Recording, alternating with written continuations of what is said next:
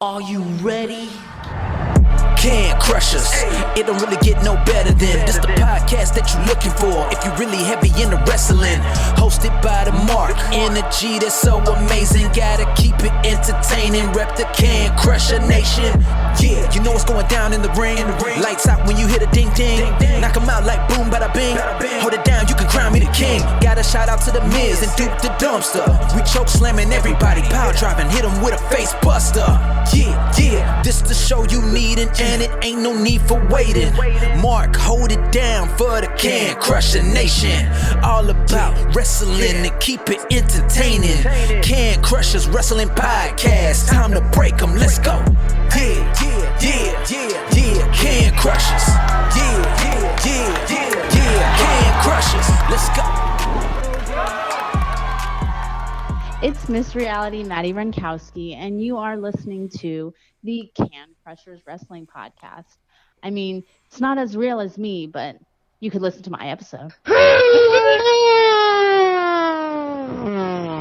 Welcome back to Season 9, Episode 2 of Can Crushers Wrestling Podcast.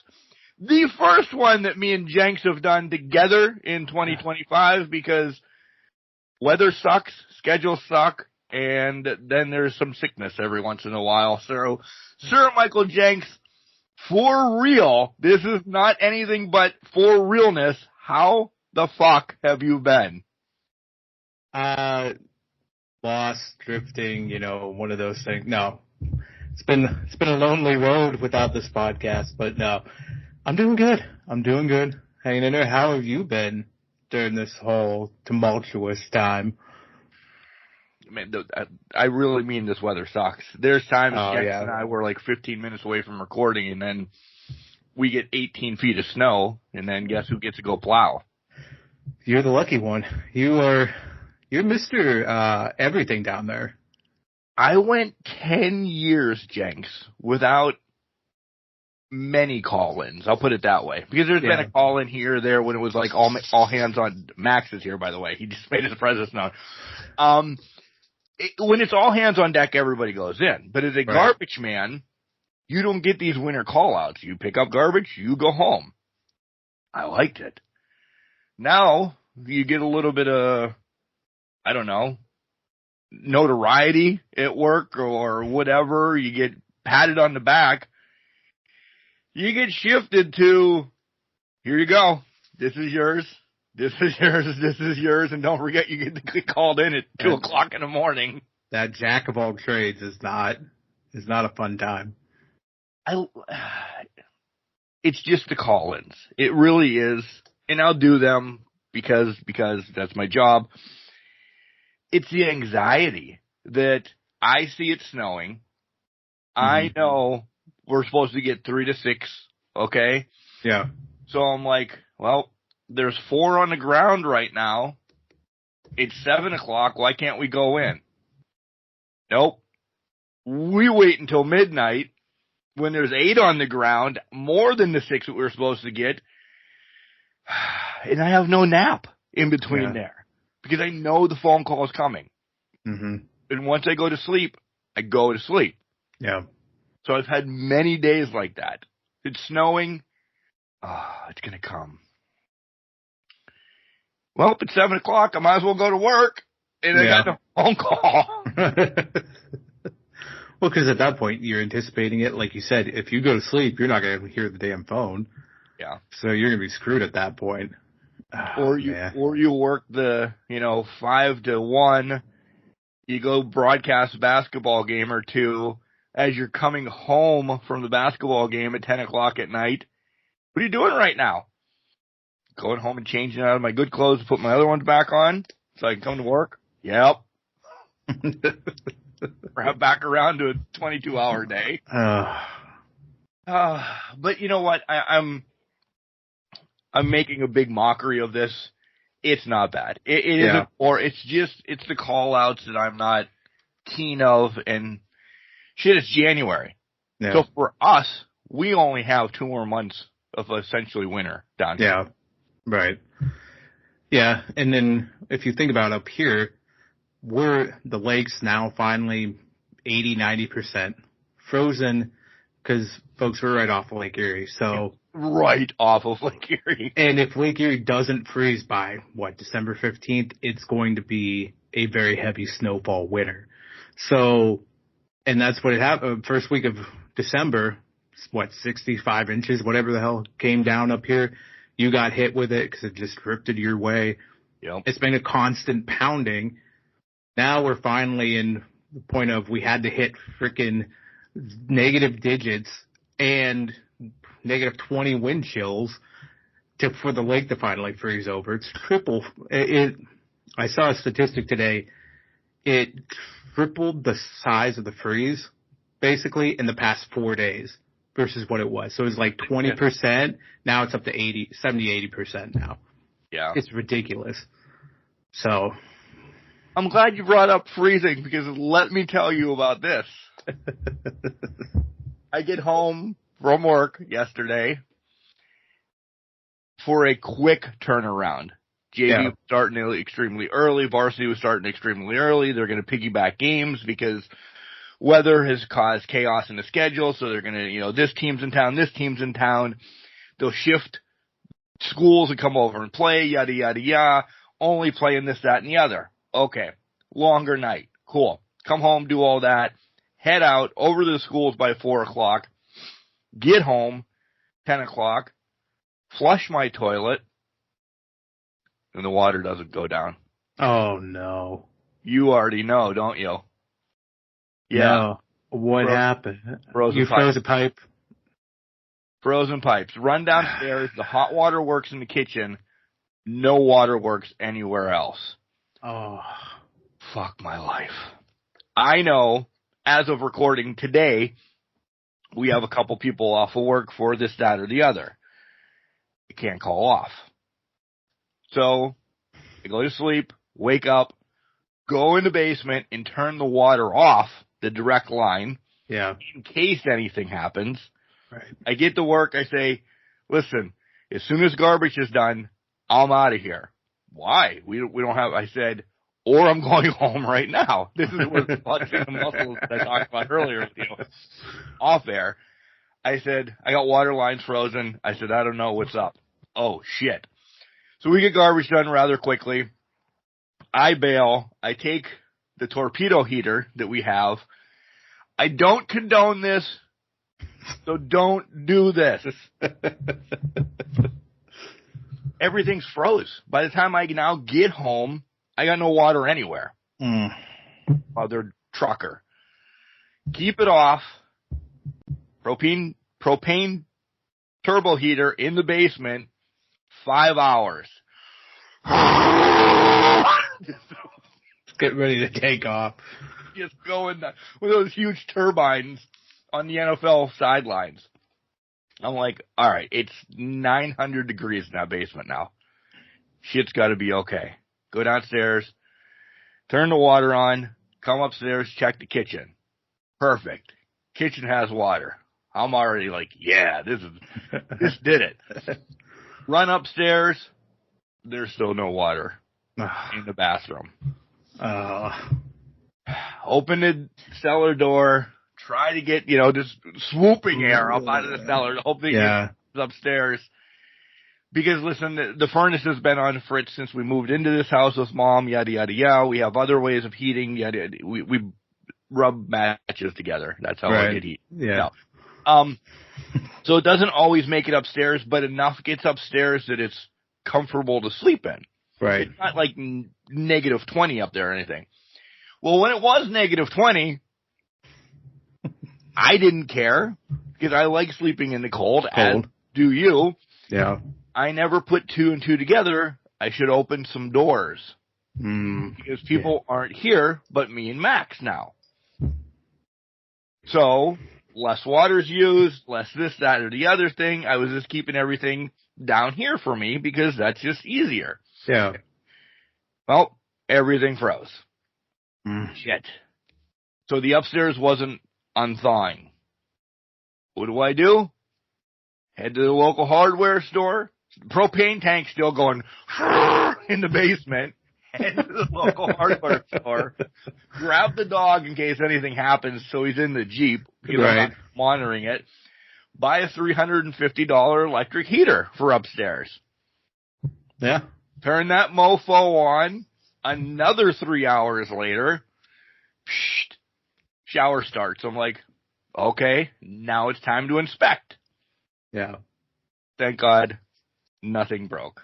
Oh my God. It was just frozen lines. Thank God. In the 47 years of my life, because everybody on Can Crusher Nation knows, and you know, this has been my mother's house. Yeah. I'm now here. I never remember lines freezing. Ever. So cold. It was just so damn cold. Oh my God. So, after all of that today, and I'm saying this is all rather early, even prior to podcast, I went and looked at a different house today. Did you really? I did. It's been on the mind for a while, this, that, or the other. Yeah. There's one in town I like. I looked at payments and everything. I'm not going to give out where it's at or anything yet because, you know. You don't want to give out your address? What? Well, I'm not putting the horse before the whatever the hell that is. Count my chickens or whatever. Yeah. But I'm like, yeah. Finangled numbers. I'm like, yeah, I can do this. So we'll see. Didn't really sign anything. Kind of thought, all right, that was really cool that I did that. Now give me a day to like get out the fuck this house, I'm burning it down mood. Well, yeah, don't let it match for at least 4 to 6 weeks because that propane's still in that goddamn house. No. You should not do that, folks. The whole chickens and turkeys and cooking like that, you shouldn't. There was no way I was getting heat, though, from anything. And it's still not warm. It's warm in the house, trust me. But I'm saying, like, outside, it's not warm. We're still only at 10. Yeah. Which is 30 degrees higher than it was yesterday and the day before and the day before. Right. We're 16. I got so cold. I think I got so cold yesterday that when it was at its lowest, I was like, oh, this is fine. I started getting terrible brainiac moments going on here, like, oh, no, I'm not cold, whatever. I had the same concerns. Thankfully, this house, when I got it, had the heater. Somebody put in vents downstairs, so the heat's blowing downstairs constantly. So all I ended up doing was just turning it up, so I didn't need a propane heater like you need one. But now my thoughts are, that electric heater that I bought for upstairs today, I think I bring it downstairs and let it run. Yeah. Because then I'll just keep the upstairs opened instead of closing doors that were not needed. Well, exactly. And heat should rise. So as long as you're... you would think. But, oh, man. Yeah. So that was my day. Went into work at 5, left at 7, did all of that in the 8 hours of work time, but wanted to make sure I was here in case anything. Like, I stood next to that propane tank just to make sure. Didn't have it facing anything but like the wall that the lines were on and yada yada yada. Of course, Max never goes in the basement, but I was down there for so long. Like normally when I do laundry, it's like 5 minutes down, 5 minutes up, you're done. He's like, what are you doing? What are you doing? All of a sudden I hear tink, tink, tink, tink, tink. I'm like, what are you doing down here? But the water's running. I can now essentially shit and shower in my house again. That's fantastic news. And no lasting damage, thank God. No lasting damage. So, yeah, that was unbelievable. I mean, it really has been some of the coldest weather I've seen down here in forever. Oh, yeah. This is the first time it's gotten this cold up here in forever. And it's not as cold as you guys had it, but still we hit -8, I think, at one point. And then it kind of slowly came back up. But, yeah, it's been nasty. I don't know if you can see it, but I bruised the hell out of my arm. I don't know. I was just salting, and I stepped on the top stair on the front of my house, and my heel went out from underneath me, and I was just like, well, this is the end. Goodbye. This is the end. Hey, this is the end. I landed on my obviously on my ass, but apparently there's enough padding there that doesn't do any damage. And I hit my arm, brushed it up, had a bump on it for a while. Now it's just continuously getting darker, black and blue. So it's going to be fun for the next couple of days. I haven't had an issue with it at work. No, not until you touch it. But now I've been at work all week. I have it where I rest my arms isn't on it, so I'm okay. Now that we're doing this podcast, I keep putting my arm down, and I'm like, oh, yep, there it is. There it is. Found it. So could have been another day we canceled the podcast because of injury. That would have been a new one. No, you know what? I'm powering through. We're making sure we get this podcast out. But it's been something else. I'll tell you that, with all this crap and everything going on. It really has. Overall in life, how you doing, though? Life's doing good. Slowly but surely coming upon the wedding, so doing a lot of wedding planning, getting a lot of stuff done with that. We're on the right path with it. It's kind of just status quo, really. Getting through each task that we need to do and move forward with it. Pups are okay. They're having the time of their lives. Bailey loves this frickin' weather. She's running in and out. Max, too. Yeah. I can't get him. I thought he was an Australian Shepherd, not a Husky. He's just like, this is great. Bailey will eat snow, just run around, lose her mind, jump off the deck, whatever, and she's fine. Poor Charlie. He's trying his best. This little Papillon guy. No. He gets like 2 minutes out there, and his paws are coming up because they're just freezing, and he's a protected baby. That's what it was. So he's a little protected guy, and now he's done with it. Yet? He hates them. If you put a sweater on him, he will freeze in place and will not move. Oh, see, Max loves that Santa Claus brought him a hoodie for Christmas. Yeah.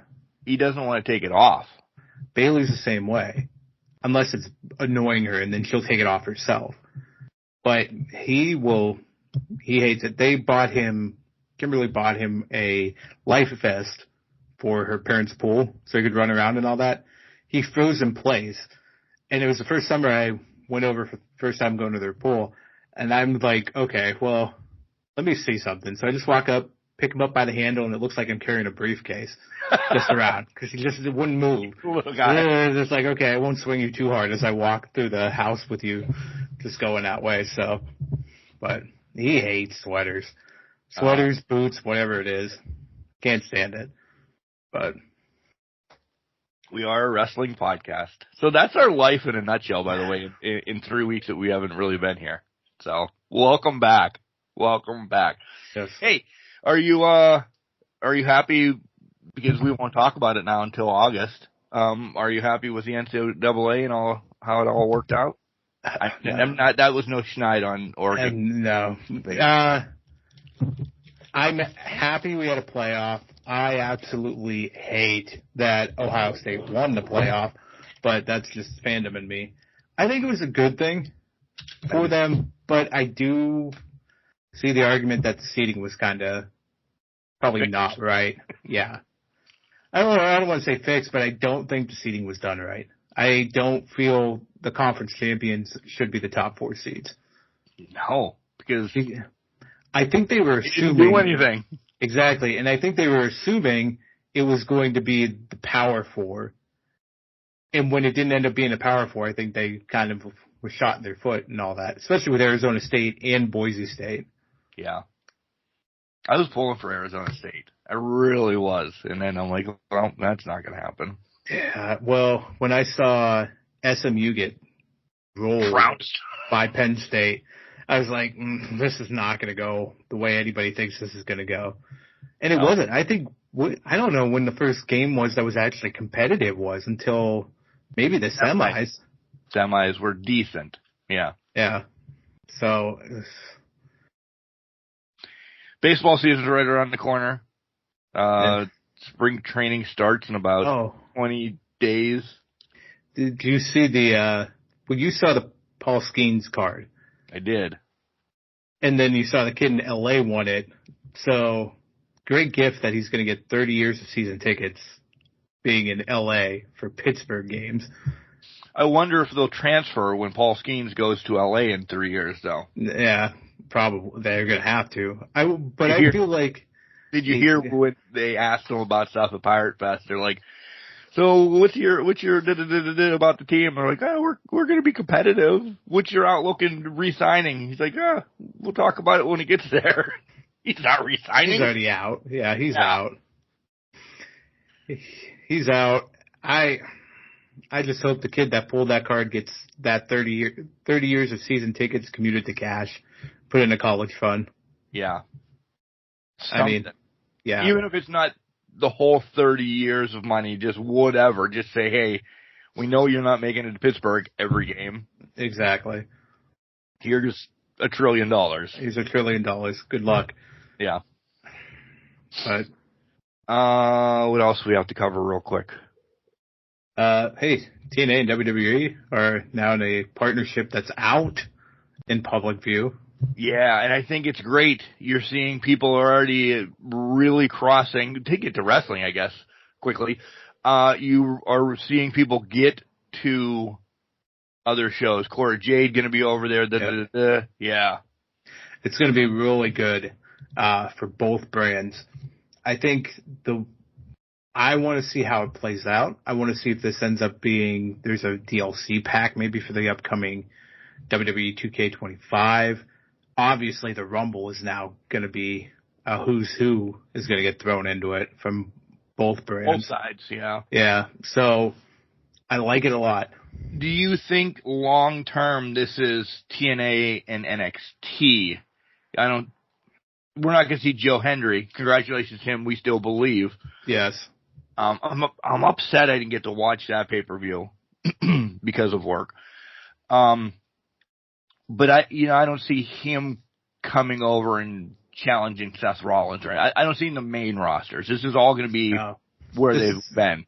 This is definitely going to be TNA. I think the prime opportunity for a lot of this is going to be any mixing up with the main rosters through the Rumble, right? Like it has in the past. So I do believe Joe Hendry is going to be in the Rumble match at some number because that's just going to be a big pop that they can't resist at that point. With title.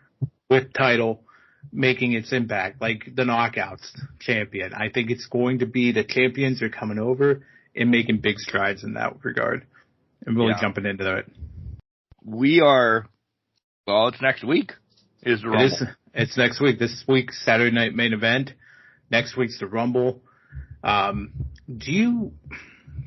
They announced, I think it was a multi-year partnership, but does this end with WWE buying them outright?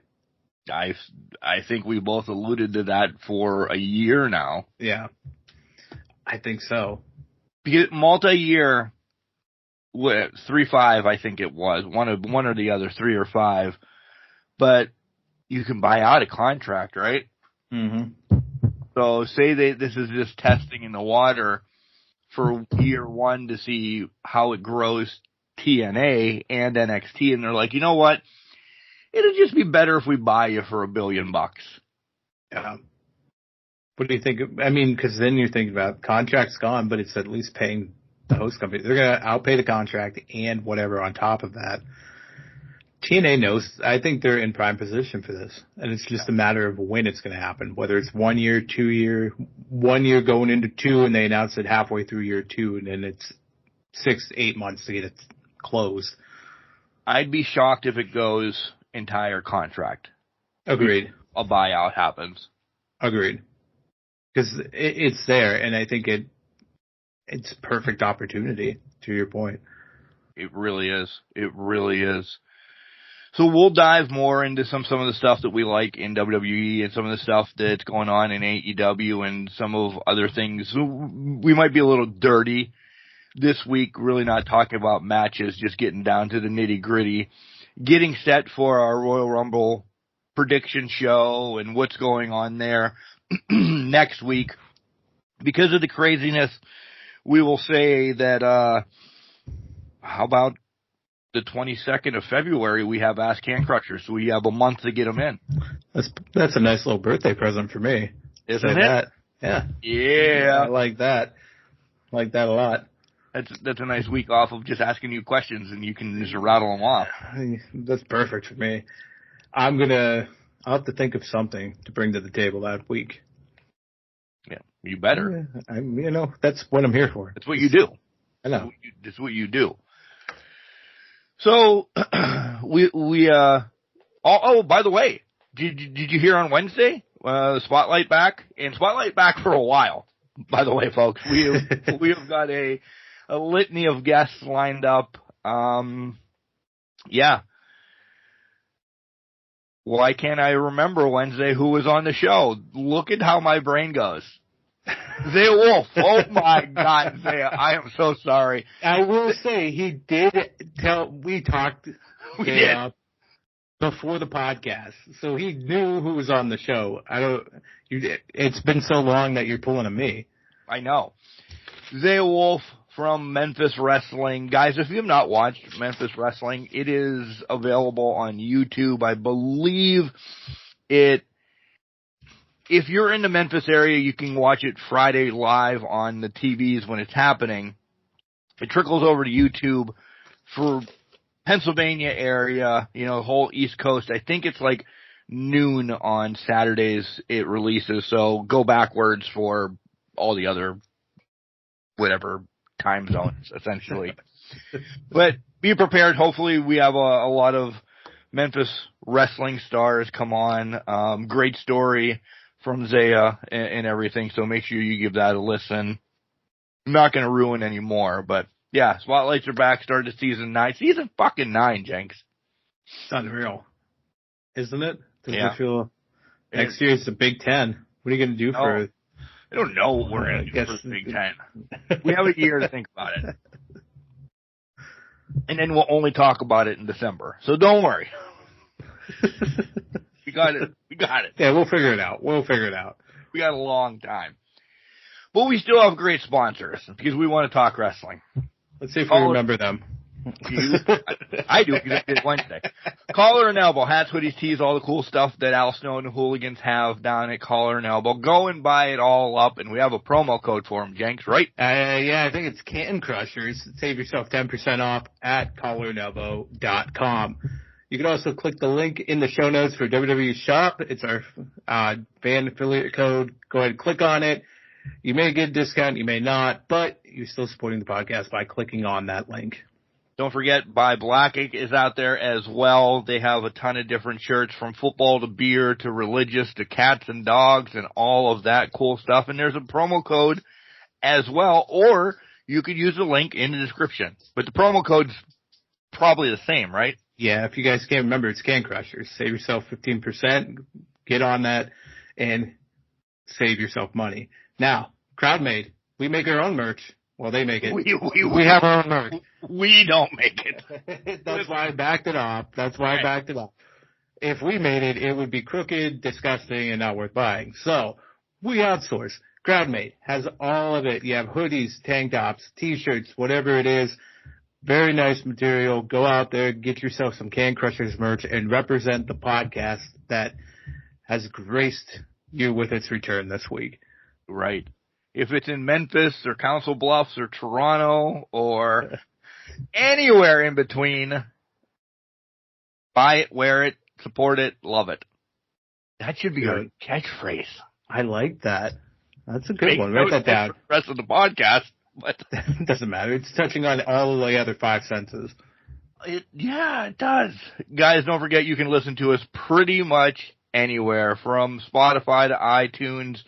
We're on YouTube, we're on Stitcher, we're on Podurama. The list goes on and on and on. Whatever your favorite streaming device service is, listen there. Give us likes, give us shares, give us thumbs up, give us all those comments that we're idiots, whatever. They all help. They're all awesome. However you want to interact with us, thank you. Yes, and speaking of that, we're on the Instagram, we're on the Facebook, we're in the metaverse, I guess those are. We're on the Twitter, we're out there. I guess we're on Threads too, but nobody talks about Threads. You can DM us, contact us there, engage in the content that goes out there, but we're on all social media platforms. Hey, that's what I wanted to ask you personally. How was your 12 hours and 15 minutes of no TikTok? Were you all right? That was a struggle. There's withdrawals going on in this house. When you wake up at 5 o'clock in the morning with nothing to do, and you're too tired to play a game, and you're also not tired enough to go back to sleep. But your thumb works. And listen, Meta does not support what you need. You need them short videos. I tried YouTube. Did not go well for me. I tried a couple of this is all within 12 hours, Jenks. Yeah. I was programming myself to go to, and I'm not even going to name the other ones because I'm not getting on them. I've already deleted them. The TikTok is back for now. But I tried. I'm like, this doesn't, it's supposed to kind of be like TikTok, but it's not. They're not getting the same feels. Did you go full on with the other Chinese app, Red Note? No, I did not. Neither did I. I feel like that was fun. What was it now? I seriously, one was a green logo. Oh, Flip. I've heard of that. But you have to buy stuff to be able to post first, and I'm like, wait, what? Why do I have to buy something to post? That's dumb. Yeah, so that one got deleted quickly, and then there was another one. It was orange. I remember it was orange. I don't know. Clapper. I've heard of that one. Clapper, but it had the same feels of TikTok, but not welcoming, essentially, maybe. I don't know. So I'm like, what am I going to do? It's like that old couch you have. It has your ass imprint in it, so it's comfy enough for your ass. Nobody else's. You That's come over to my house right now. You're like, why are you keeping this couch? Exactly. But you go into some other app and you're like, man, this is just not comfy. It's lumpy. It's not what you want it to be. Yeah. It's almost there, but it's not there yet. Yeah. But who knows? Since it's came back, I don't care if it's back for 90 days, 180 days, if it has to get sold to me and you, whatever the process is, TikTok's back, and that's all that matters for me and Max to make stupid content for ourselves, essentially. It really is. You're getting a following on it. Slowly, but it's more for Max because he'll say something, not that he talks, but he'll do something. Everybody's like, oh, your dog's cute. Then he's like, fucking peace out right in the middle of the video. That's it. You lure him in with the dog, and then they're there for the content. It counts after like 10 seconds, doesn't it? It does. He waits about 15, and then you got him trained. Yeah. Sits there like a model. And you've seen him, I know. He sits there like, Dad's doing a stupid TikTok with me again. Am I supposed to do something? He's looking at the clock. 14, he kind of kicks me out of the way. All right, let's take a break, come back. We'll talk professional wrestling here on Can Crushers. What we're liking in WWE, what we're liking about Netflix, what we're hating about AEW, and some dirt. What's up, guys? This is Jared Fritz, official for the NWA, and you're getting Ref Fit with the Can Crushers podcast. Welcome back, Can Crusher Nation. Mike here to talk WWE, and Jenks, right from the get, I'm starting hot because we have not even texting or anything like that. Yeah. Talked about it. What do you think about the whole Netflix WWE presentation? I love it. I think it's done wonders for him. I do too. This makes it so much bigger, better. I think it fits WWE to a T. Like, they're an entertainment company that happens to wrestle. We've said that. This is an entertainment company that's broadcasting live sports. It's a match made in heaven. I absolutely love. As a wrestling fan, you kind of know. But if you're just turning on Netflix for the first time to watch a Raw you haven't watched since the Attitude Era or anything like that, you don't know when the show is going to end. Yep. It could go, I'm going to use Triple H's words, it could go 40 minutes, it could go 4 hours. I don't think either the front or the back of that is ever going to happen. Yeah. But when it went 2 hours and 20 minutes a couple weeks ago, people were losing their shit how great it was. Yeah. Probably one of the best Raws I've ever seen in my life, and I'm 97 years old. Yada, yada, yada, yada. Yeah, because they told what they needed to, and they got the fuck off air. And I'm not saying that mean. I'm just so excited about it that we didn't need a Snickers promotion for 25 minutes.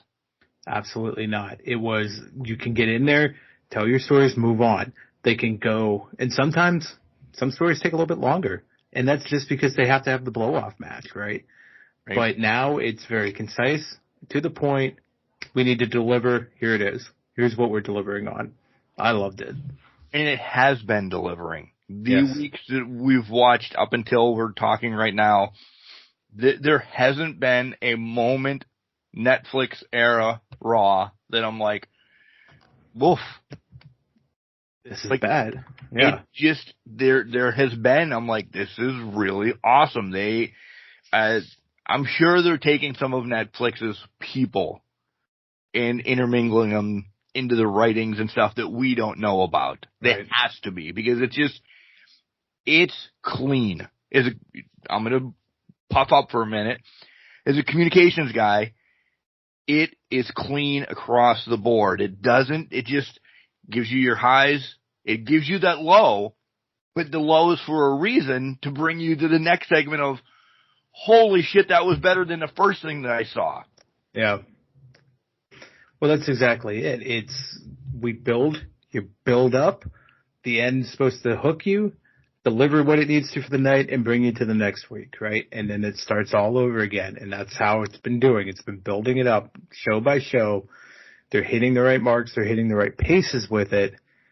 And now it's going to be, let's see how this bleeds into a pay-per-view coming up. Or this case, this week, Saturday night's main event. How does this bleed into one of your major shows that you have going on?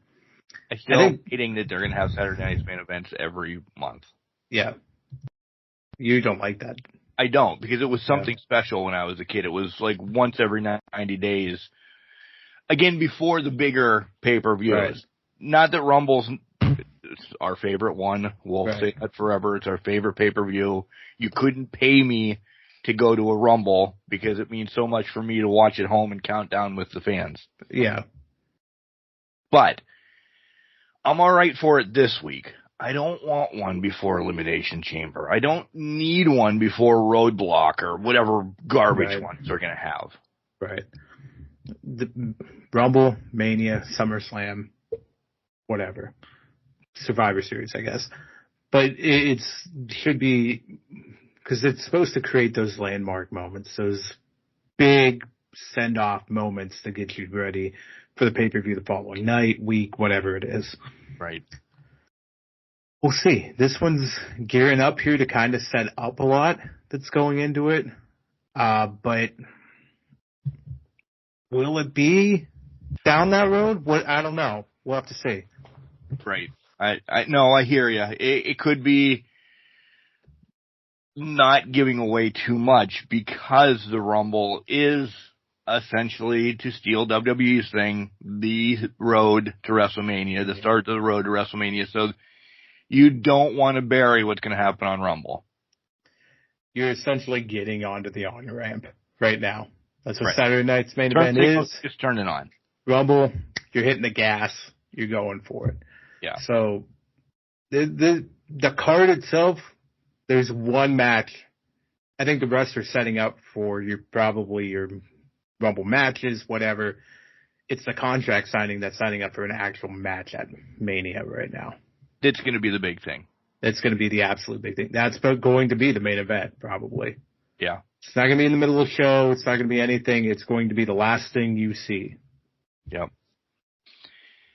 One more I have because it's on the top of my head right now, and then you run with whatever you want to for a hot minute. Corey Graves, Pat McAfee, WrestleMania. Are we ready for it? I think we are. I think this is happening. I am so excited for it. One, because Corey Graves, Pittsburgh boy, Sterling James Keenan, just in IWC. Go back and watch all that on IWC Network, yada, yada, yada. Had to retire all of this. And I think we kind of hinted last year, 2 years ago, that because he's been cleared for Corey Graves, to wrap it back around so everybody remembers who I'm talking about, has been cleared for a while. Yeah. They just needed to find the right person, and fucking Pat's the right person. Well, there's such built-in rivalry there. They viscerally hate each other, air quotes on air. It's every year it builds up at the Rumble, something happened. McAfee comes, Graves is pissed. McAfee comes again, he's pissed.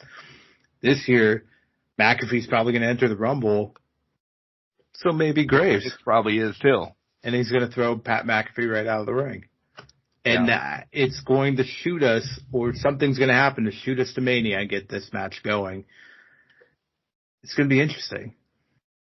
For a hot minute, I bought into, because I'm still a fan at heart, I'm like, oh my God, why did they do that to Corey Graves? Which I think Pat and Corey are my two favorite over there. No disrespect to Cole, who's lived WWE, but Graves and Cole are my two favorite because they're assholes. To each other, to us, to me, to everything. And that's kind of what I like. It makes perfect sense. After I sat down, I'm like, oh, now I get it. It's all about the kayfabe. Yeah, it took me a minute. Well, and I think what sealed it for me is the kayfabe week off and then him back the following week on NXT saying, I'm happy to be here, or, whatever it is. The proverbial gun in the back, and you just smile and wave, boys, smile and wave, right? I think that sealed it for me in saying, okay, yeah, they're pulling wool over our eyes here. This is definitely going to be something. It's a great, no knock on either one of them, but it's a great celebrity type match for WrestleMania. Yeah. No expectations on it. Should just be a fun match. Something to get Corey's feet wet. He's probably not going to go back full time, but it's just enough to get him in it again. Yeah. I would imagine there's going to be a stupid spot from Pat or something like that. Oh, 100%. Yeah. Which is par for the course from him. Right. What do you got? Well, I got to talk about it. We got to talk about Penta. Zero Maeda. Just boom. Welcome to Netflix. And he got his WWE fix the first week because he got bumped to the next show. So, I mean, he just got full WWE treatment there. Listen, I've always been a Penta fan. I've been a Lucha Brothers fan. I would imagine by SummerSlam, Ray will be over because I can't imagine a contract much longer than that at AEW, if not soon, depending. Until he gets there, though. Like, he's hyped right now. But I think he loses something till he gets there. I see in a couple months he can have a little bit of a shuffle. Maybe. I think it's the fact that the WWE fans are not used to him in his presentation in that. I think he's going to get a little more gas out of this than what you would say for like getting into AEW, just hitting move out, just doing what he does. Now they're establishing the Destroyer is a lethal move, but people can kick out of it. Right. That's fine. Now the sacrifice is going to be the brutal arm breaker that sets up the driver, the Penta driver at that point. So it's the slow progression of moves. People aren't used to it. They haven't seen a high flyer.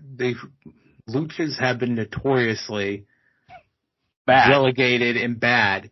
Besides held back. Yeah, besides Ray. This is Penta's way to get forward with it. But let's go off of this a little bit because I want to see what your thoughts are with this. Gable's going to Dom Mysterio looking for help against the Luchadors because the dark arts of Lucha, I don't think was that line purposeful. I don't know. People are speculating. Is this the way in for Alistair now? What is this going to be for them? Is Alistair considered Lucha? Because I saw this too. I don't consider him Lucha. I consider him Lucha adjacent.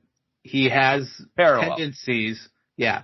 He has tendencies from lucha, but he's a well-rounded athlete that he pulls from many different facets to fill his arsenal up. Right. More Muay Thai. Muay Thai, yeah. Yeah. But yeah, I do see it's the return. Or, don't forget, there's Andrade out there. Can't he be a dark force too? I would think, but then remember, him and Dom fought last year at WrestleMania. Right. And they really haven't done anything with Andrade to make him heel, face, whatever it is. Done anything with Andrade, period. Well, that's true. That's absolutely true. So it's kind of like lingering in the wind what it could be. But I think that might be the opening they could see for him, which to me is a slap in the face to their former company. And here's why. Because you're just saying, we're going to introduce Alistair as Penta's opponent, and then we're going to let them cook on live TV and just let him be. And, that's just a slap in the face at that point. TK is going to go apeshit crazy. Exactly. Well, and I think they're doing it because of the contract situations at this point. Okay, you're going to be petty about that? We're going to be petty. Let's throw it on Elimination Chamber, or let's put it night one of WrestleMania too. Just let these two go at it and be done with it. That could be, I was going to say that could be opening match, but listen, with as many titles there are, and that's not a knock, a title match will be opening match at WrestleMania this year. Yeah, because there's going to be something else that's going to do night one WrestleMania probably or something. Yeah. I do think, though, in the scheme of things, yes, I think it's the return of Alistair. I do. Yeah. I just like stirring the pot with, I love Andrade. I do too. They just need to. He's done a lot of great things with Carmelo, right? And they had great match after great match after great match. The talent's there. They need broken up, though. Yeah. They need broken up, but just do more. Do something else with it. Yeah. What else? Well, I mean, we weren't here to talk. I have one in my mind, but go ahead. Well, I'm gonna go. The OTC's back in charge. The new bloodline apparently is sticking together, but they're probably not going to be the new bloodline anymore. I can't imagine. They have to lose the name, right? They have to drop the name at this point. I think I saw reports that it's got to happen. They're planning it for it to happen. Are they sticking together? I don't think they're sticking together. I think no. I bet you there's a draft or a realignment or something coming up. You're seeing people just shifting. Essentially because Netflix says, oh, we now like that person. Yeah. Well, my thought is they're going to become a fringe group of we're going to pick and choose where we're going to attack. And it's going to end up costing Solo stepping back from the group and them attacking Solo. I don't know when, I don't know how, I don't know what's going to happen there, but he's going to have to save Roman at some point. Yeah. So for that to happen, they have to be a pick and choose. We're hiding in the darkness to come out and attack you at some point. The tag team will stay together. Yeah. Like, together. They have to, yeah. The other two, is Fatu and Roman really done? Did it really happen? That's going to wrap back around. And that's where Solo is kind of going to be lingered. You might get Solo and Fatu for a hot minute together. All of them are going to be separated. I do think you get Roman Fatu before Solo, because Solo's going to be involved in that to catapult the rivalry between Jacob and Solo. Yeah. But Jacob's first thing this weekend is with Braun, the biggest baddie's face, which is obviously just feeding him a big man to beat. Yeah. Mine goes to Kevin Owens in his shirts recently. Oh my God. Why aren't we selling these ones? Son of the Canadian Dream, was it Son of the Canadian Dream and a computer technician or something like that? Yeah. And what was the other one I saw? He had another one too recently. I just put KO shirts in my notes. They've been fucking perfect. They have been. listen, I didn't know if I was going to get on the whole double title thing. Yeah. It hasn't happened in a while, but if it's played wrong, it goes bad. You have two good people in this, though, doing it. Like, you're seeing Cody, and I'm going to say it, and it could get people wound up, almost heel Cody coming out more and more. Kevin, who is a son of a bitch, but everybody has turned him into Stone Cold even more, that he can't do wrong. No, he cannot. And the Winged Eagle title on his shoulder further solidifies the point. Yeah. Are we counting this as a title for Kevin? Like, in the stats and everything? I care more about Kevin keeping the Winged Eagle, illegally or legally, than Cody's title right now. I agree. This is by far Cody's best rivalry he's had with this title and of his reign right now, because there's been so much story, there's been so much development. Before it was one-off, bloodline, mixture, whatever, and then one-off. Shinsuke again, yeah. Shinsuke again, but it's... Bless you. Excuse me, thank you. Those came out. But this has been the fully cooked and developed story of the night. People might be predicting Randy for Rumble.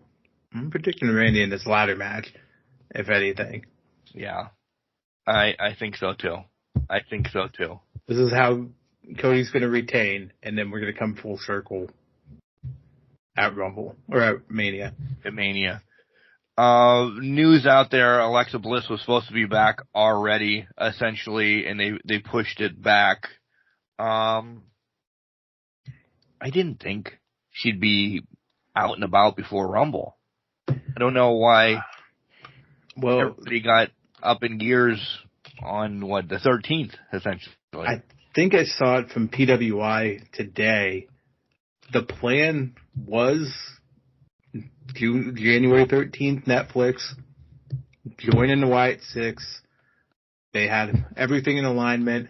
Things fell through, and right before we were recording, I read it's because WWE wanted her on her old contract, and she wants a new contract with WWE.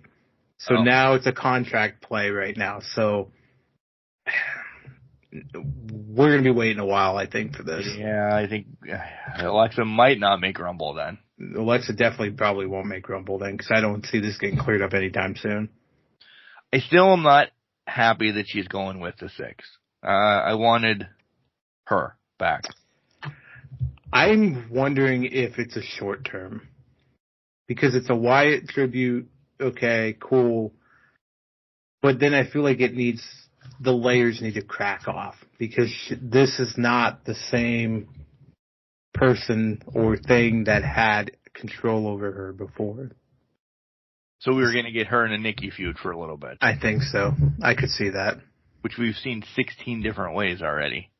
We have. But what's one more? What's one more? What else you got? Gunther's next roadblock is Jey Uso. Listen. This is Cena's Mania match. So I'll bundle this together with Cena coming back, and that to me we've been gliding since SummerSlam, waiting for the title to get to Cena in this type of match. I don't think Cena's winning the Rumble, and I don't think he's going to do much until Chamber time. Yeah. So he's going to be. Yeah, he's in the Rumble. He's in the Rumble, and he's already said that he's got one last chamber in him. So good for him. I don't have any chambers in me. I didn't want any to begin with. So the world title's just kind of like meh right now. The downfall is nothing against Cena. I'm glad he's back. I'm glad I'm going to get to experience this whole year of Cena, and there's going to be some cool moments. Yeah. If he doesn't win the Rumble, okay, not that I have him winning the Rumble. We'll talk about that next week. we know he's going to win Elimination Chamber by some fluke. Because it's got to be, let's name people that are going to be in the Rumble. Randy, probably, Seth, yeah. List is on and on. Yeah. Punk, whatever. There's going to be names in there. I don't know if John Cena belongs in the Elimination Chamber. But how else is he getting a title shot? Well, exactly. It has to be the most star-studded Elimination Chamber match for me to even consider that they're not getting a world title. That he's not getting the shot after it. And I'm talking, it's like Punk, Drew, Cena, Roman, you name it, it's going to be in there. They're all going to be in there. And he's the last one in. Exactly. And he'll prove us wrong and be the first one in and sit there the whole time and just start fighting people off left and right. But knocking them all off 1, 2, 3 in a row. Yeah. Yeah. Super Cena lives again. That's happening this year. Oh, 100%. Oh, yeah. That's happening this year, 100%. He's running it. Yeah. Women. That's not where I wanted to go. Right off the bat. I do want to talk about women, so go ahead. But because my thought was something else. Go ahead. Let's talk about the women. What's going on with them? What you like about Rhea being champ again? Tiffy's champ. Happy about that. Let's talk Tiffy, because this was out of the blue. Didn't know this was coming. It was a random SmackDown. It was just, not random, but random enough. Right. So it comes out of the blue. She takes advantage of it. Wins the title shot. Wins the title. Motherfucking fantastic at that point. And now we're getting, everybody's coming around. She's got plenty of options in front of her. Probably the winner of the Rumble is going to be coming out for her and gunning for her. Probably. So I love that it's Tiffy time. This is Tiffy's trial run. It is Tiffy's trial run. It will last till Mania. Yep. Probably. Mm-hmm. I am glad that it happened on a random SmackDown. Me too. Because recent years, every cash-in is on a pay-per-view or on a this or on a that. So it kind of wrapped it back around that it really can happen anywhere. I'd like to see, and it will piss wrestling fans off, this year, let a title change hands at a house show like they used to in the 80s. Oh, yeah. And they were like, oh, but we have footage for you to see it. Cool. Show me grainy footage of whoever wins the title, because then I'm like, oh, my God, when house shows come to XYZ area, you're like, it could happen. Yep. And you want to go. Yeah. As we know, house shows now are like, hey, everybody high-fives everybody, the most despicable person will still take pictures with fans, and it's cool. It's the experience and everything. But if you want it to be a complete Netflix era, essentially, of shit could happen, do a title match, a title change at a house show that's not televised, with my air quotes, but we'll see footage on it later. Yeah, I think the last time WWE did that, I want to say it was Joe and Finn for NXT title back in, 2015, 16, something like that. That was the last time I can recall. But to your point, I remember watching the Diesel beating Bob Backlund and the Madison Square Garden house show in 8 seconds footage. Right. It was dark. You could barely tell which one was which. Even though there was a difference. There's a foot difference, but you're just seeing blurs at that point in the way the technology was back then. But that was fun. That was exciting. It needs to happen. I agree with you. I'd love to see that happen again. But for Tiffy to do it that way, to wrap it back around, it made it that SmackDowns or Raws are now must watch if you want to see if something could happen. Yeah. Wrap back to, I'm shocked that I forgot this because he's one of our best friends. Wrap back to Netflix night 1 because we really have not text, talk, or anything about this. why are you bringing Hogan out? Yeah. Greatest thing. They didn't think this was a good idea, did they? Who? Well, that's my thought. You're walking him out like a lamb to murder, lamb to slaughter, cow to slaughter, whatever you want to call it. It has to go by Triple H, right? Or was this a bigger than Triple H thing? Was this a TKO execs like, yeah, we'll try Hogan one more time. Why not? And maybe Trips was like, they're like, oh, we'll try it, Paul. To that point, I thought in the past Triple H has said Hogan's not what you want. He never liked Hogan that much. Right. Jimmy Hart, bless his soul, because he just had to sit there and take it with him, and nobody hated Jimmy Hart. Yeah, you'd have brought him out by himself to do that announcement. People would have went crazy. Crazy. They would have loved it. They would have ate it up. Yeah. Bring out fucking Hogan. Nobody gives a two shits about Hogan. The past of what he's said and done has done him in. Yeah. It's not even the political side of the aisle. Oh. Because Taker came out an hour early. It could be the wrestling side of it. It could be the wrestling, the personality. Taker came out an hour ago, same political beliefs, and the people ate that shit up. Yeah. They loved him. I hated that he came out with, by the way, with Taker and Rhea. To me, because of putting two and two together, it didn't make sense with Rhea. It didn't. Yeah. Could have been with anybody else. I don't know. It just kind of stole her son as well. She just won a goddamn title. Yeah, but at the same token, I'm like, okay, she's darker personality, has a darker persona around her. It kind of blended in, right? It made sense for him.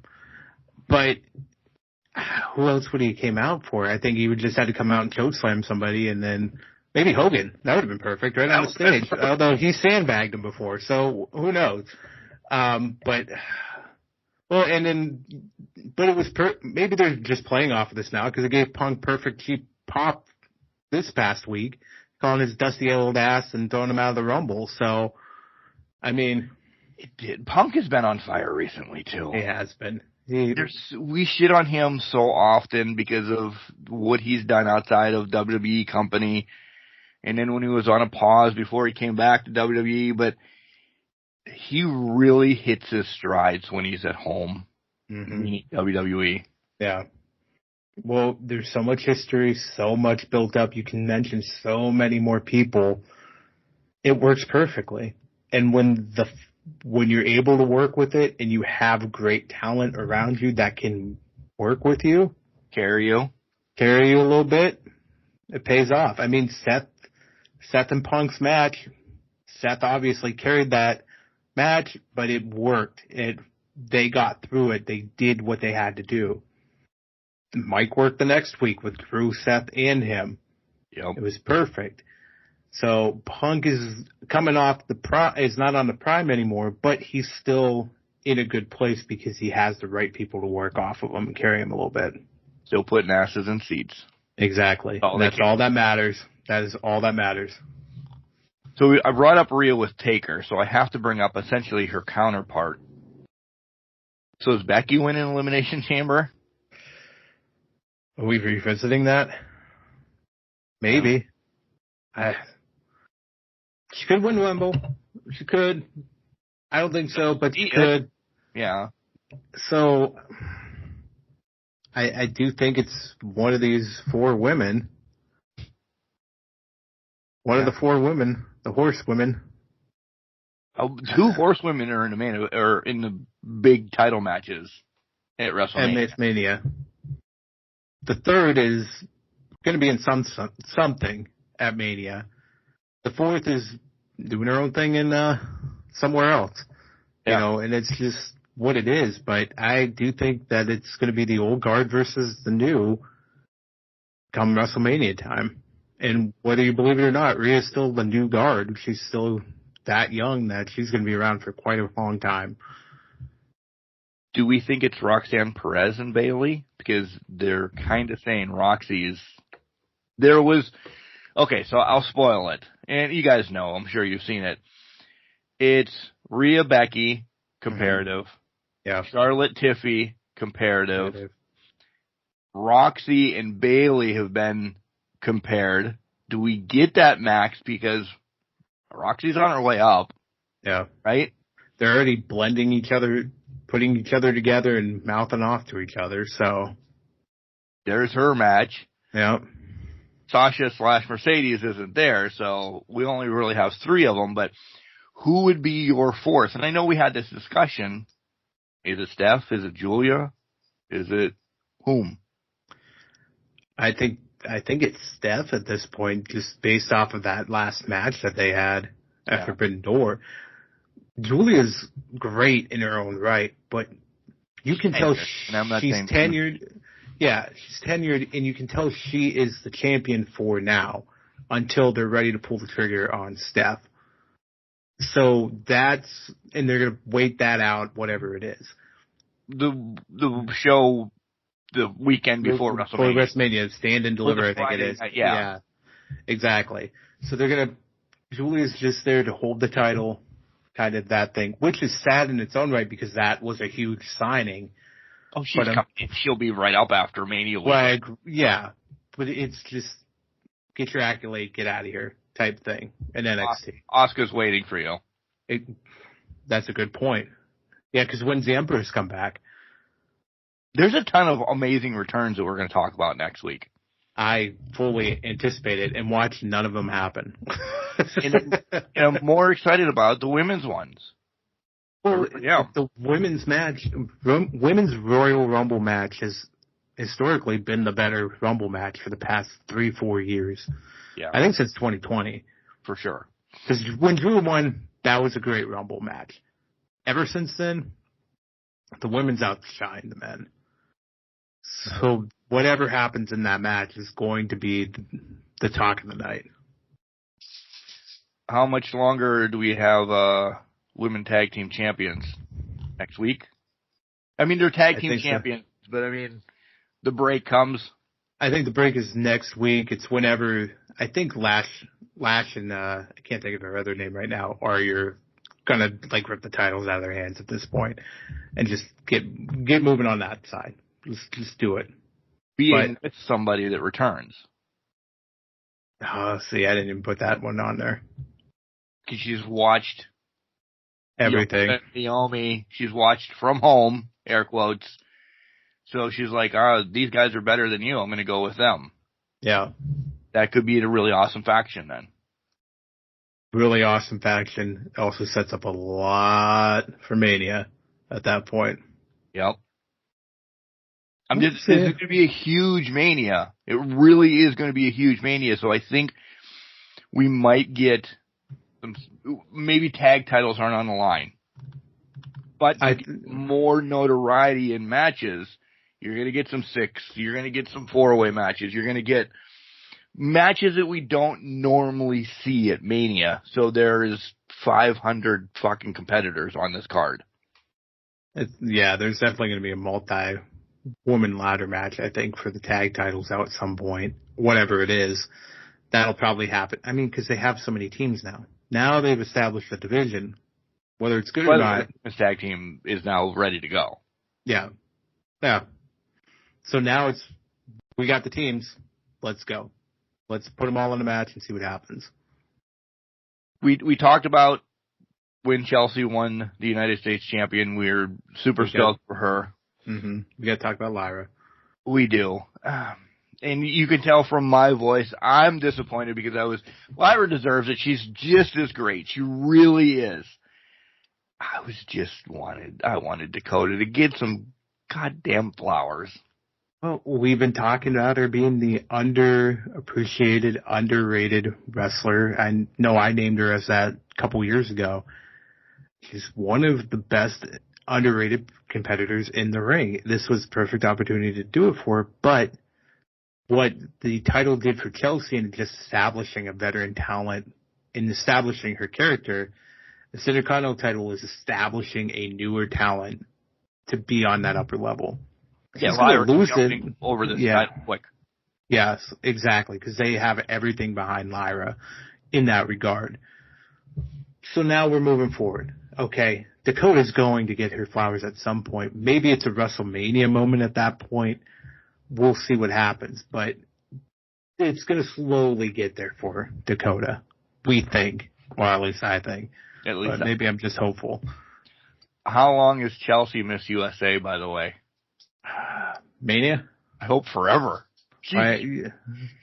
TikTok clips and her social media stuff of what she's doing is just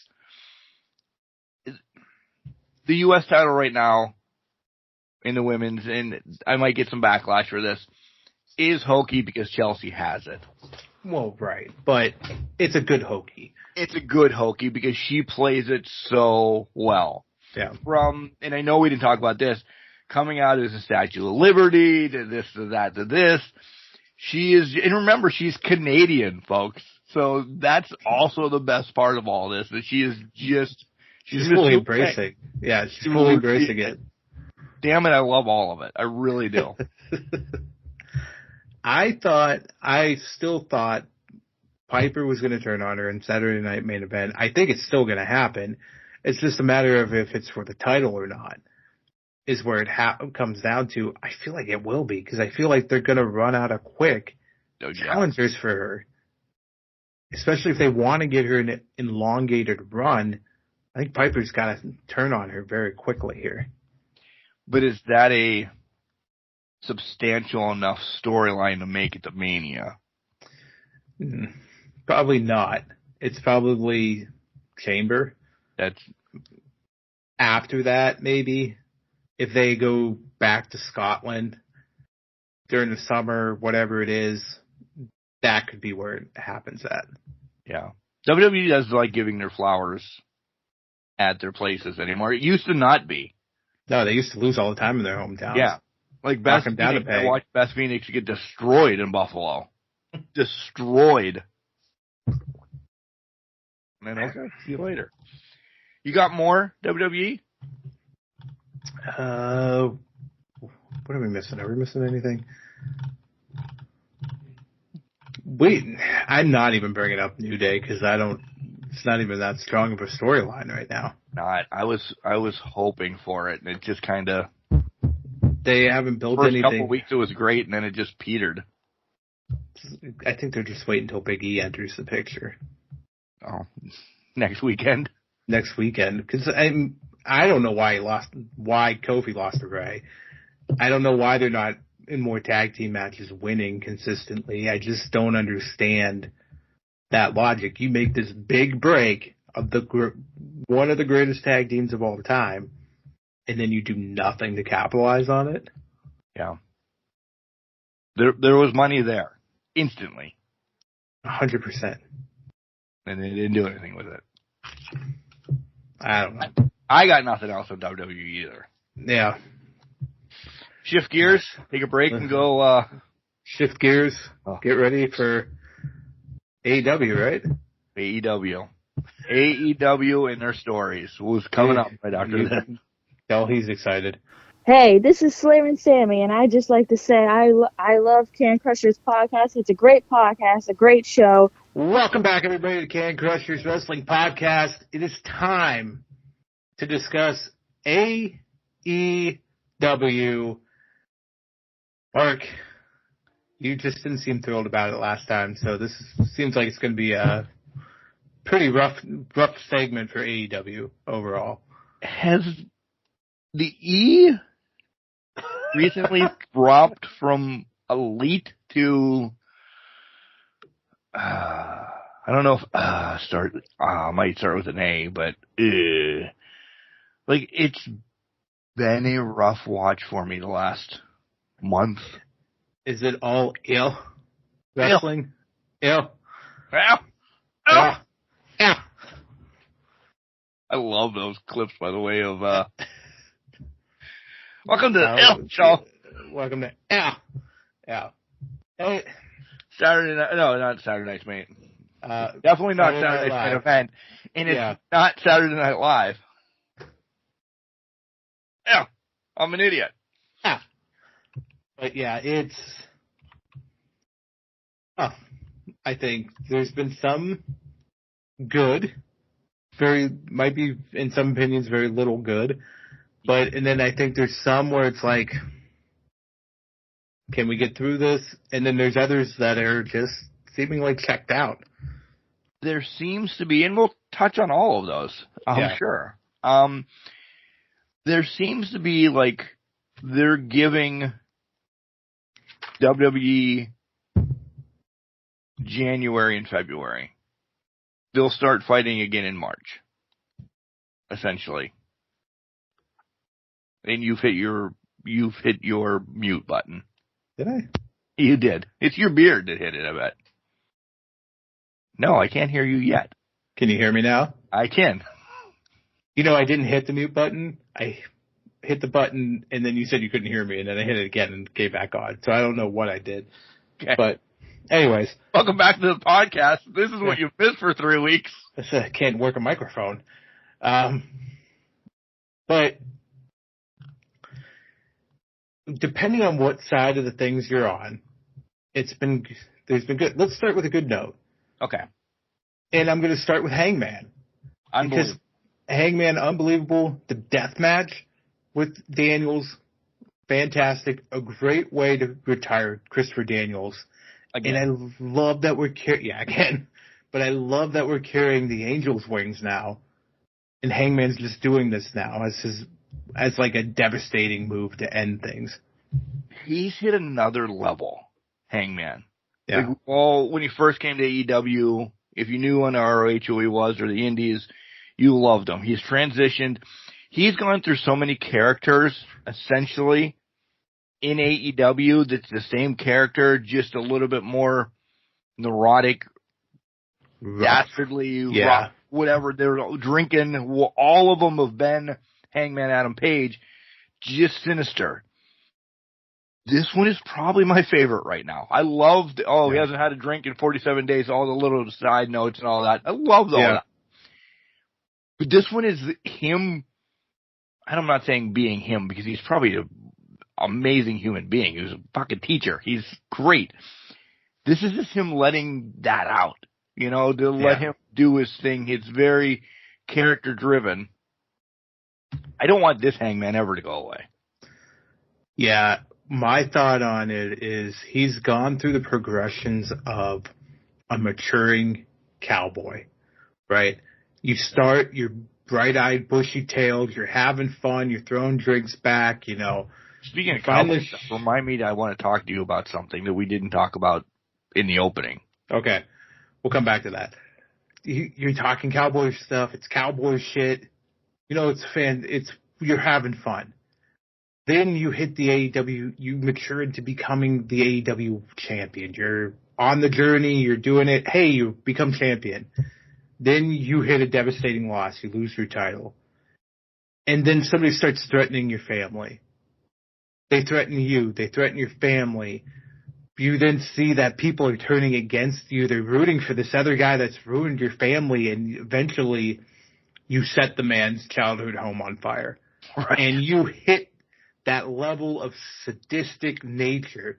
It is the maturity of an old West cowboy that just basically says, fuck it and fuck you all.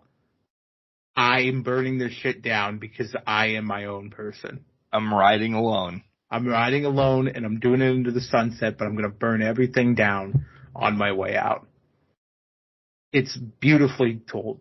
The one highlight of a beautifully told story in AEW. Agreed. But let me spin it now. By the way, that thing we are going to talk about after wrestling, just to let you know. Right. How do we get him back to cowboy shit at some point? Because 6 months to a year, he's going to be fan favorite again. They're going to love him because he's just that much. There's people like me and you that are loving everything that he's doing. He's very marketable, though, when he is cowboy shit in this, that, or the other. Do we ever get it back, and how? My counterpoint to that is I don't think we get him back.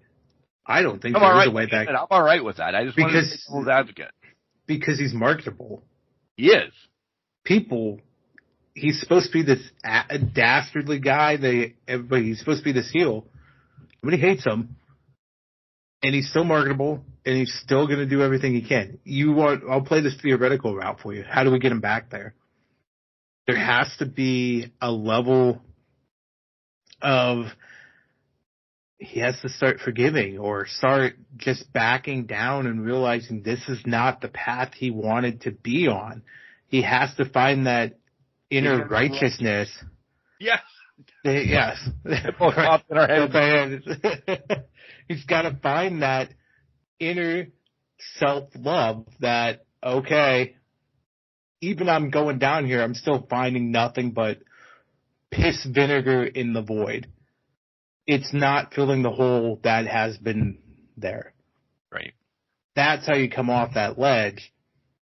But again, I don't want it. You don't need to come back off that ledge. You can let him deep off that edge, and people will still be talking about him in the right light. What else could be interesting, though, is like an old cowboy, the stories start coming like, oh, old man Hanger did this, old man Hanger did that. Then you start talking. He's going to hit a point where it's going to be reminiscing about the golden days or the olden days versus where I am right now. Yeah. That's a fucking Clint Eastwood show. That is. 100%. I have to get this one off. Do it. Right now. Because no matter what, she's always in everything. So much has come out about Britt Baker recently, and man, just leave her the fuck alone. I don't care about relationships in and around the wrestling world. Whatever happened. She's now getting put reportedly on the back burner because there's no story for her. She's been injured, this, that, and the other. Yeah, she has dropped from being a pillar. That was due to injuries. Whatever has happened backstage. And I know we always talk about, the Punk stuff and the Jack Perry stuff and this to that and this to that. It was all wrestling related. Mm-hmm. Britt stuff isn't wrestling related. No. Her and Adam just didn't see eye to eye. And I'm glad that Britt spoke up and said, she didn't say fucking, but she meant it. I never fucking cheated on anybody. Yeah. So stop. But people just need to get out of their personal lives to begin with. Some people can just separate and just say it wasn't working out for us. Things happen. It's none of your business. Again, it goes back to people think that the wrestling business, because you're in the public eye, is all about their business. It's not. If they didn't invite you in, it's not your business. Exactly. Even if they invite you in, it's still some things not your business. Your guest. Yes. And you're going to see exactly what they want you to see. And that's it. Yep. So I think people think they're entitled and deserve to have that commentary that they can have around it. No, you don't. You don't get to comment on anybody's relationship status or what their looks are. Nothing along those lines. As for storyline for Britt, again, nothing against her. She's always going to be one of my favorites no matter what. She fits nowhere right now. And I would tell her that if she was right on this Skype call with us. She fits nowhere right now. Yep. Tony and Mariah are killing it. Mercedes is doing her own thing with everybody she's doing her own thing with. She fits nowhere right now. It's okay for her to get healthy. I'll say this to the Young Bucks when, they're sitting at home doing nothing, or others. They just don't fit in AEW right now. There's not time for her. And I hate to say that because when she was good, she was good. We saw after injuries, she's taken a step back. No. Train to get better. You got to train to get better, and you have to train to learn how to deal with an injury. When you get injured, your life changes. Things will change, and you can't do things the way you did them before. So you have to learn and you have to adapt. And that's, Cope, dealing with that. By the way. Well, yeah, I do too. I was going to use him as the example of even when you come back, if you don't fit into something, it clearly does show and stand out. Because it's clearly standing out with him right now. It is. It just, he's not fitting the product. No. The first 6 months of him coming back after, leaving WWE and coming over, that was the big pop of, oh my God, another noteworthy Hall of Famer crossed the line, yada, yada, yada.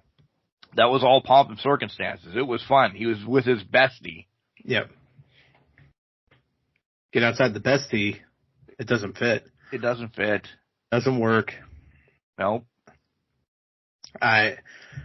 He just doesn't jive with the style of AEW, and it's just another old guy taking up time from younger talent.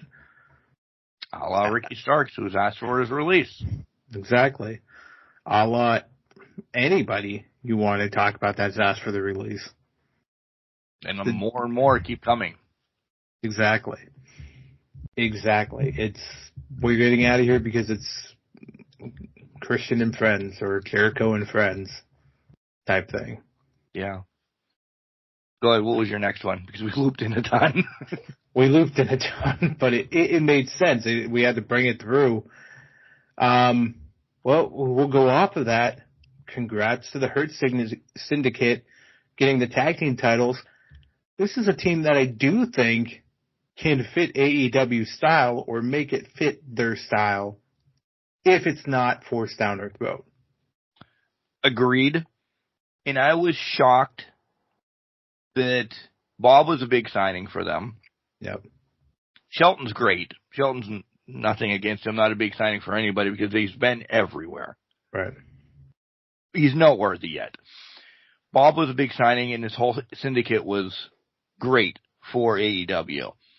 I was shocked though that instantly tag champs, like that's usually, and it is later in Bob's career, that they didn't want to say, all right, we're going to push Bob towards a major title.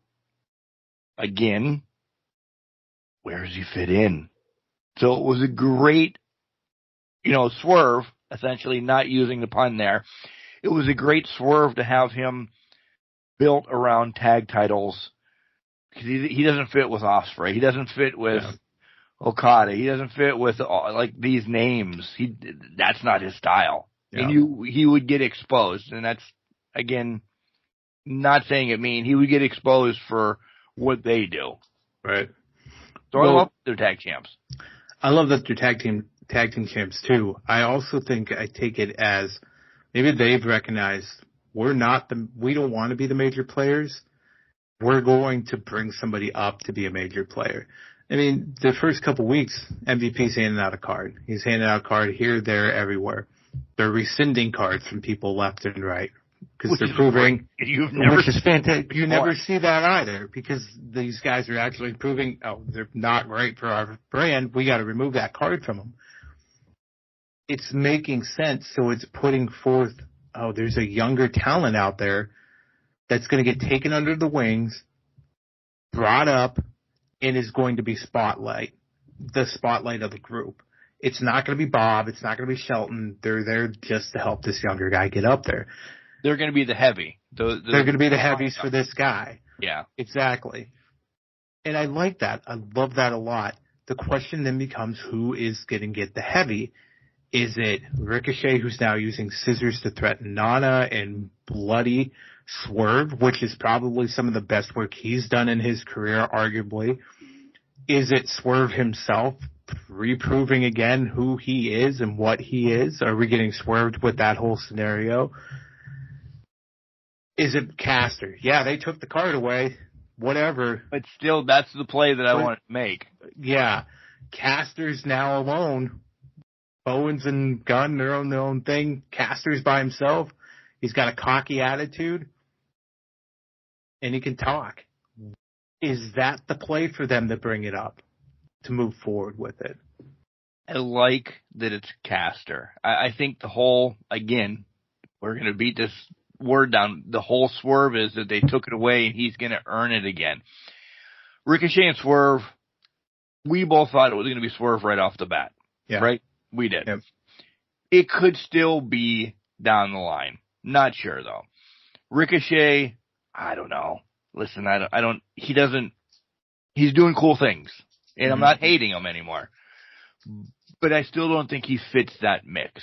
He's a littler Shelton. He can move better than Shelton, but he's a littler Shelton, essentially. Yeah. Neither one of those two can talk. Yeah. When they need to get words, they get words, like us. But to cut a promo, Caster doesn't need MVP. He can do his own. MVP can talk for the tag champs. Caster can talk for himself and the group. I think that was the big, this is going to be the guy. No, he's not going to be the guy. He's an asshole, this, that, or the other. He's going to be the guy. I hope he's the guy, honestly. Because he's the cocky asshole. Yeah. He's this young, cocky guy that did stupid, silly things. That he scissored people. He did what his whole shtick, got the tag titles, whatever. He was happy-go-lucky. And now he's just this cocky asshole who thinks he's the best in the planet, and he's going to grow through a group and then outshine the group because they gave him enough to get over. Who does that sound like in wrestling history? The Rock? Maybe? Because he started out laughing, smiling, Rocky Maivia. They hated him. Die, Rocky, die. Everybody's telling Caster to go fly a kite and die right now. They don't like him. Now he's going to go join this group, turn into this cocky asshole that's just going to outshine a veteran talent like a Farouk. To that point, Ron Simmons, this is Rock 2.0. Don't get crazy about it. Caster is his own man, but this is the exact scenario that Rock was presented and how he got to the top. Caster's coming right through, and Caster can wrestle and go. He can. So you want the 5-tool player of the Acclaimed? It was never Bowens. No. It was never Bowens. It was never Bowens. It's Caster. And it's going to shine with here. Ospreay Omega, you happy with it? I am. Don't know if we needed the 15-minute brawl to get there, but hey, it worked out. We got crazy stuff and learned Kenny Omega's afraid of heights. So we can move forward now. Probably, if it rekindles back around, okay? I'm not saying it will or it won't. Heavier than it will. This is probably the match that doesn't make it on. Ospreay's matches always make match of the year candidate. Yeah. This one won't for me. It was good, but it wasn't an Ospreay match, This tag team match coming up here? Yeah. Yeah. I think it's definitely going to have its highlights, but there's going to be bigger matches that come up this year, especially because it's probably going to be Ospreay Omega at some point. Right. Blowing it off whenever it is. That's going to just tear the roof down because Omega's here as your savior, your fire god, whatever you want to call him. This is going to be something. Is this, and I'm not going to say this year or next, but is this the start of Kenny's farewell? I think so. I think it's Kenny's swan song. I think the diverticulitis is... It's bad shit. It's bad shit. It'll take you down, and I think he's got to say goodbye, farewell, and this is one of the ways he's going to do it. But he won't announce it. No. We won't know it's the end until it's the end. Yeah. He'll announce it after. Yeah, exactly. Or walk out with boots and ring or whatever. Yeah. With a good night bang. Yeah. And that's it. Yep. carry on, Wayward Son. What do you got next? Oh, that was a nice little tie in there. Yeah. Woo. Okay. We got you readjusted. This ties together because we got a burdening or a blooming MJF Jeff Jarrett rivalry that I think is really that has turned into a focus of MJF could care less that he's in wrestling right now. You see that? I see that a lot. It seems half-hearted, doesn't seem like, and maybe it's the dance partner he's with, because Jeff Jarrett's 57 years old, and it's not the most exciting thing to do or face or anything like that, and it's not really popping off the charts. So you're saying a couple movies that MJF have been in has his eye? I think it does.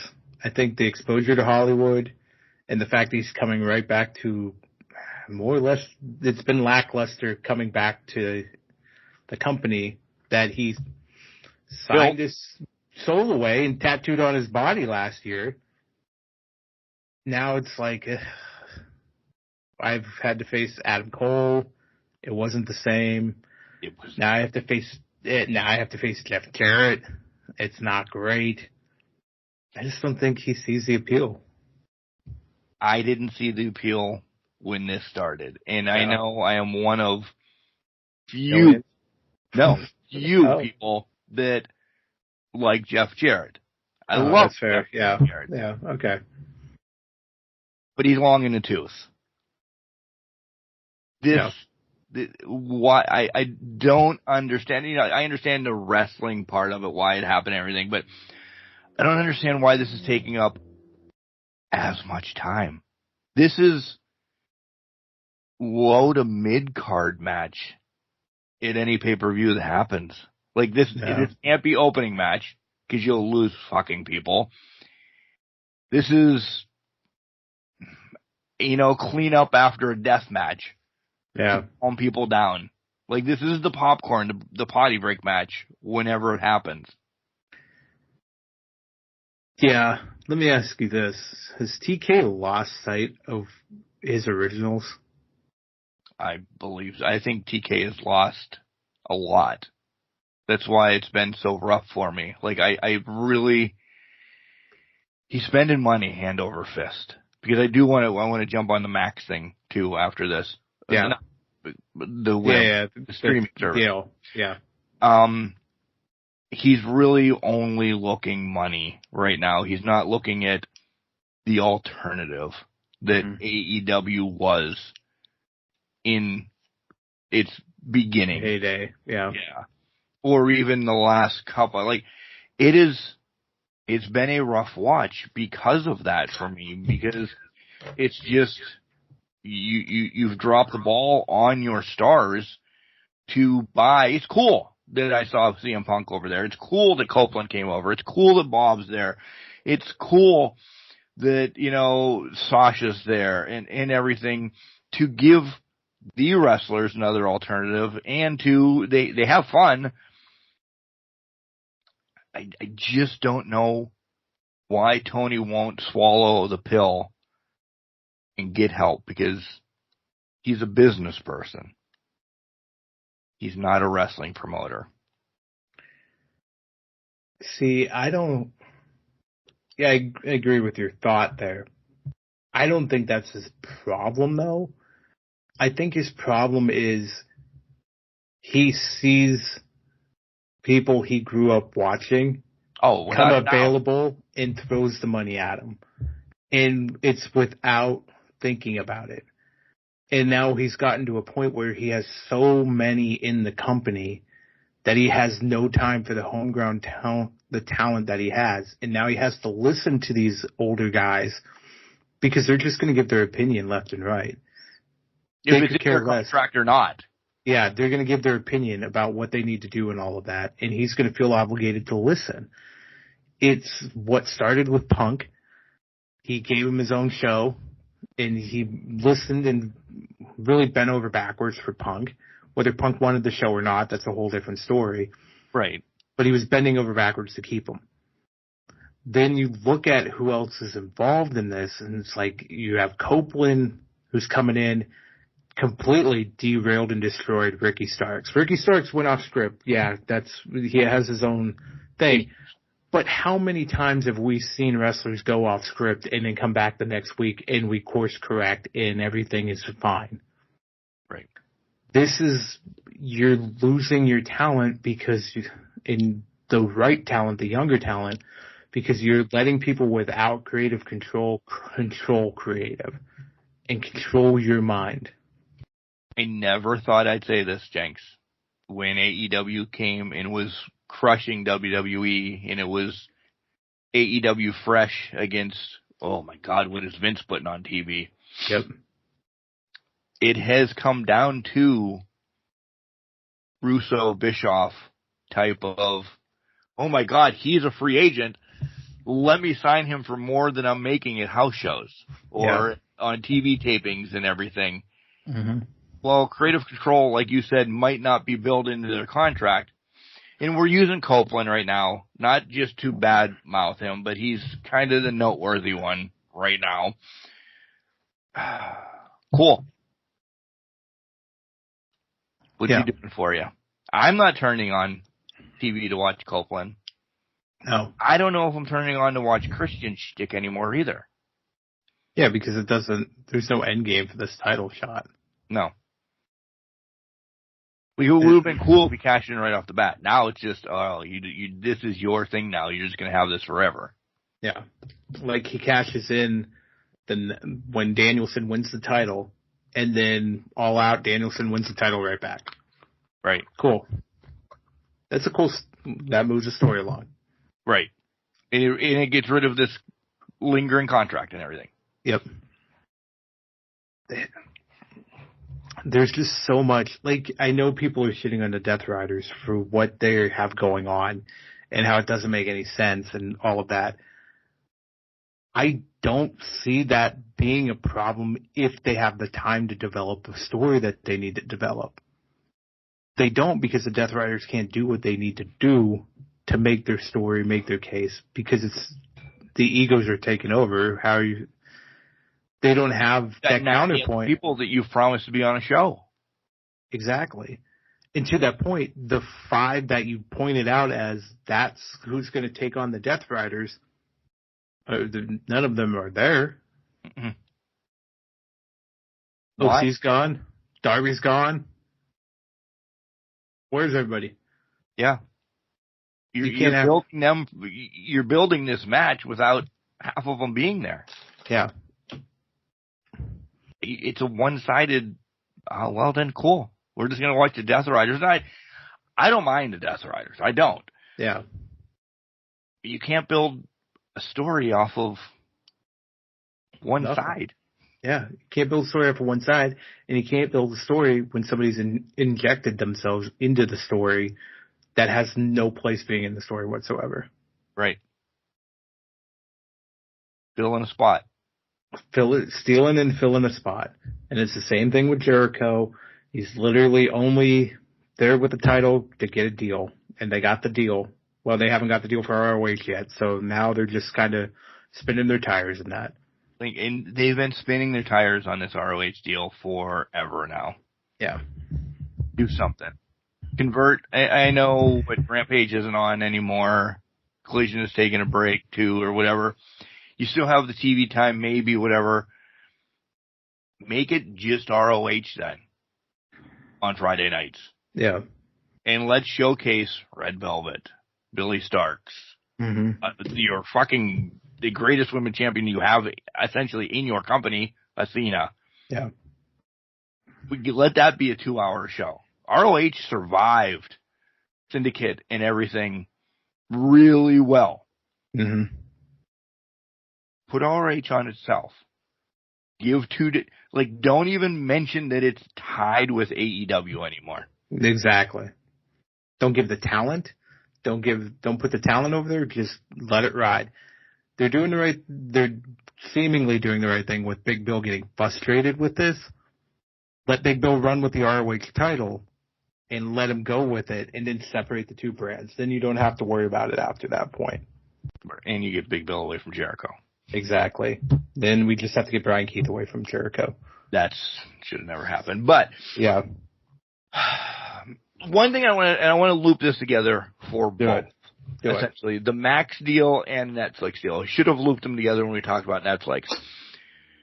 Are you angry that you got commercials during wrestling, or you knew it was going to still happen, right? Yeah. I mean, there's nothing. What am I going to do? Complain about this? I couldn't give two shits. AEW had theirs first, essentially. If you look at dates and everything, they had their Max deal streamed before Netflix brought. Right. And I know we didn't talk about it, and it even happened way before the Crushies or anything like that, but did people really not think that you're going to get some type of sponsorships? Like, people were losing their shit about the Max deal, how the picture-in-picture wasn't there, or this wasn't there, or that wasn't there. I don't understand what people thought. It was just going to be, all right, you're going to watch behind-the-scenes wrestling, or I don't even know how to put it correctly, that you're going to get something extra because you subscribe to Max now to watch AEW. And I'm focusing this more on the AEW people because it really wasn't brought up a lot about when Netflix did it. It was major when AEW streamed on TBS and Max that same night. They're like, we're still getting the same fucking commercials on TBS. Yeah. No shit. No shit. What did you expect to see? It's called a simulcast. That's what happens. It's what we do in radio. If the Pirates don't want to send their broadcasters to Toronto, you listen to the Toronto broadcasters in Pittsburgh. Yeah. It's something that's been happening all the time. It's a way to cost cut. Exactly. It's also a way that people that don't have TBS and have already subscribed to Max, now you get to watch AEW again. It was never going to be, this is exclusive stuff. Yeah, maybe they'll make a documentary or a special or something down the line, and the pay-per-views will go there when they can. Yep. Because they still can't. Yeah, you'll get something then, but you're still going to be paying for them. Mm-hmm. Pay-per-views on Max. Yeah. They don't go away. That price doesn't go away. This isn't WWE Network. It's not Peacock. It's not anything. When we talked about the Netflix deal, that was exclusive. It's not a simulcast. You get extra content because you may have paid for the $25 a month premium package. Right. But if you don't pay for that's on you. That's you're on only you. Paying $6. You're getting a commercial. Yeah. You're getting whatever Netflix commercial they want to put out there. And it's the same. But AEW, you're just getting a simulcast. You're getting whatever's put out on fucking thing, and you're going to be happy about it. So shut up. But it basically is the thing. I really don't understand why people thought they were going to get something special. It's the entitlement. It's what we got on WWE Network and what we were getting on Peacock and whatever else. I think people got so caught up in, oh my God, we're getting, this, we'll get Raw on these things a week later and all of that. I think they thought that same thing with Dynamite. They thought it was going to be pay-per-views, lots of extras. No. It's for people that weren't getting TBS. Exactly. Warner Brothers gives two shits about anything people care about, whether it's the movies to wrestling. They don't give two shits. Yeah. They got trillions of billions and zillions of dollars. You're getting what they're giving you. And they've been cutting costs for the past 12 years of your shit that's already been out there, and they've just been snipping it. I mean, the DC universe fell apart because of them. So it's going to be the same thing with wrestling. They're just putting it out there. It's just an avenue to consume some content. Tony took a deal to take a deal. Yep. It's not like he started his own network, like Vince did. Tony took a deal to get money and fund the company. Oh, back to what I said at the beginning. To be an asshole, he's a businessman. He's not a wrestling promoter. Exactly. What else do you have on AEW? Anything? I mean, we can continue to talk about wrestling for sure. And I know you're going to say, let's talk about Timeless or let's talk about Mariah. They're killing it. We'll talk about them all the time. There's just nothing. I mean, right now they're in the in-between game. We haven't had a face-to-face. We haven't done anything with that. Mercedes facing Harley Cameron, who's apparently going to be the second coming here at some point. Right? Because she's focused on a lot. And you know what? She's very talented, from what I understand and all that, but she's definitely made huge strides. Strides, agreed. And, you know, she has a lot of degrees, and she can do a lot of, you know, guitars, whatever it is. So they're putting her out there. They're getting her pushed into the moon and all that. Maybe she's going to be the one to defeat Mercedes for the title. Not soon, but later. First time around, Mercedes kicks her ass. Then we have a whole year of build-up. We come back around. We face this again. Things happen. So you just predicted that Mercedes isn't losing this anytime soon. No. I don't see it. The only stat. And I hate to say it, Stat's the only one built. And I know losses and this, that, and the other. Stat's the only one built up. As much because I would push. There's Julia out there, but there's not a story between Julia and Mercedes. I know one could be made, and I don't know if I would buy it. And there's barely one between Julia and Hayter right now. Right. They're dropping the ball on a lot. They are. A lot of the people that we gushed about that were different, it was a different you either loved AEW, you loved WWE, you loved what you were getting. It's still that way. Mm-hmm. But the love is completely, you're getting both now out of WWE, stories and wrestling. Or you were only getting stories from WWE. You're getting some wrestling out of AEW, but you're not getting a fucking story that you can sink your teeth in. I was going to say, you don't know where you're getting at AEW. Some people bring it all the time, and that'll be enough to carry them. But then some people don't, and you need more. And when there's injuries, and it's a person that we're sinking our teeth into, what do you do? Because you haven't had anything in the pocket saying, just in case. Yep. There's not a just in case in AEW right now. I think the only one they've realized that when you have Hangman and MJF cross paths in the ring. Okay. But that's a just in case all the time. I agreed, but it's the first explicit one they've done. Yeah. WWE is starting to cross people's paths left and right, creating opportunities somewhere to dangle the strings, to pull the thread. AEW hasn't done that. And now I think it's going to hopefully continue that trend of here's a thread, here's a thread, here's a thread, here's a thread. We have multiple threads in the pot ready to go, essentially, to get pulled. But because I really don't. Next pay-per-view for them is March, right? Yeah, it's Revolution. It's the 9th. Yep. Yeah. So, like I said, I think they're giving WWE January and February, mid-February. Then they'll start ramping up. Like, it's been 3 weeks that we haven't been on. It's been rough for me to watch AEW. Yeah. Even time-consuming, finding time at Saturday mornings watching wrestling, I fast-forwarded a lot. And don't forget, they're going to when they hit Revolution on the 9th, they're going to try to put 2 pay-per-views right in before WrestleMania. Because it'll be Revolution, Dynasty is on the 6th of April, WrestleMania is after that. So in between Chamber and Mania, AEW's putting out 2 pay-per-view shows. So watch how expedited we get with storylines in that and see if it does carry forward or if it gets very rough to watch in March. Because we're speeding through some things. Speaking about competition, WWE announced All In. You're going to be in Texas doing your All In. Cool.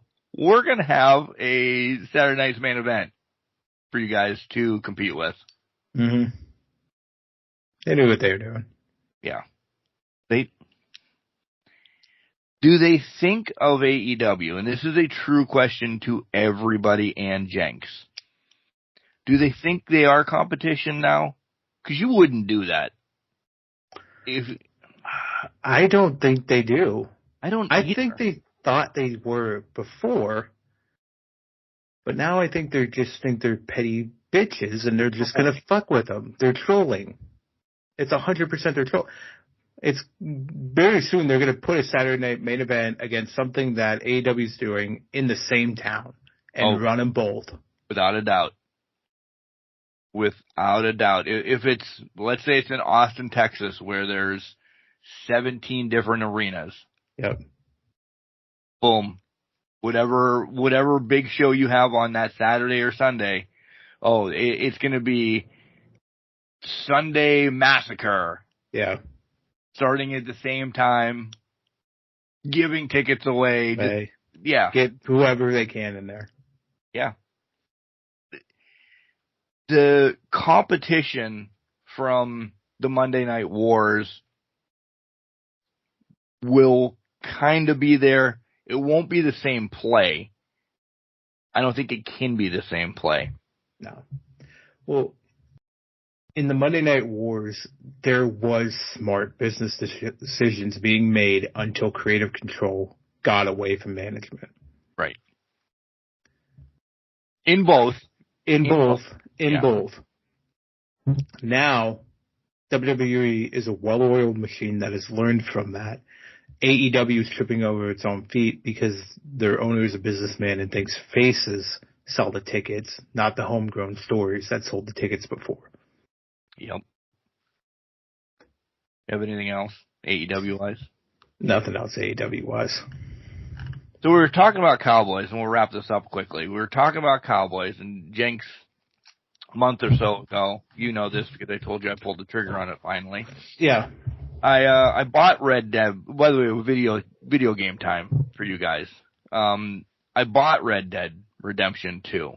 And, it took 97 hours to download because it's so damn big, yada, yada, yada. You know how far I made it before I'm disgusted because I can't get by it? What? Like, I'm not even to the open world part yet. What do you mean you can't get by it? I can't get by, when you go into, I don't know, Neil Doyle's or whoever. It's not the O'Driscolls, yeah. Yeah, Doyle rules. Doyle rules. As you go off a cliff.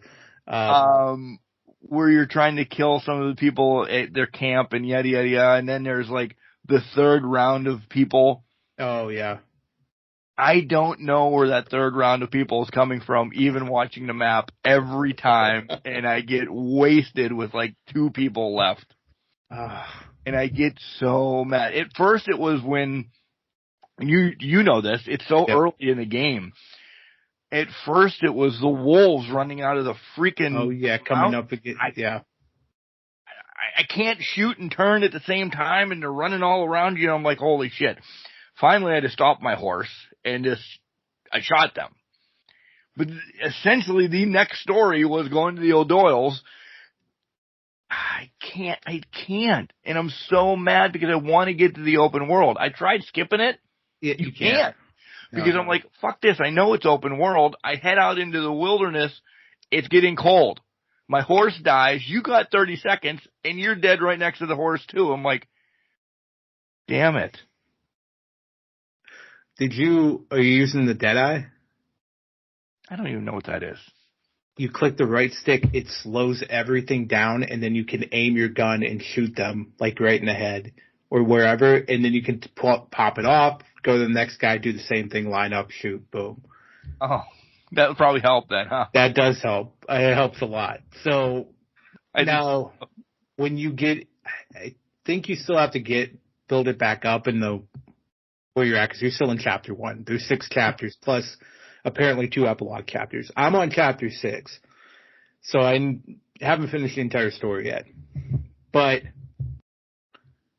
when you do that, eventually you'll get into the open world, and you have to remind yourself to eat, drink, smoke a cigar, because some of these things build up your Deadeye, your stamina, and your health, basically.